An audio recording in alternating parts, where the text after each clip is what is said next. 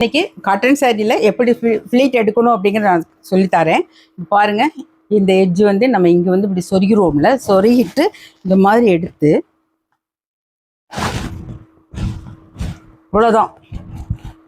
இவ்வளோதான் இங்கே எடுத்து இந்த இடத்துல வந்து இந்த இடம் தான், இந்த இடத்தோடு முடிச்சிடணும். இந்த இடத்துல நம்ம ஒரு சேஃப்டி பின் போட்டு வச்சுக்கணும். பாருங்கள், போட்டு வச்சுட்டு திருப்பி நம்ம வந்து முந்தானை நம்ம எப்படி எடுக்கணும் அப்படின்னு பாருங்களேன். நான் எப்பவுமே இந்த அளவுக்கு தான் எடுப்பேன். ஏன்னா இந்த அளவுக்கு எடுத்தால் தான் எனக்கு டோட்டலாக கவர் ஆகும்.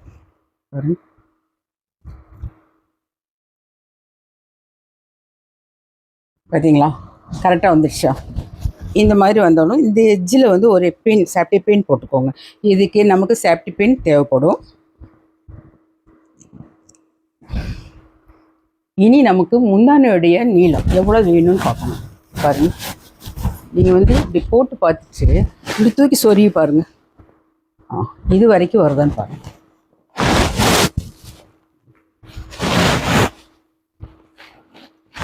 இது வரைக்கும் வந்து முந்தானுடைய உயரம் வந்து இந்த அளவுக்கு நமக்கு என்ன போதும். இந்த இடத்துல ஒரு சேஃப்டி பின் குத்திக்கோங்க.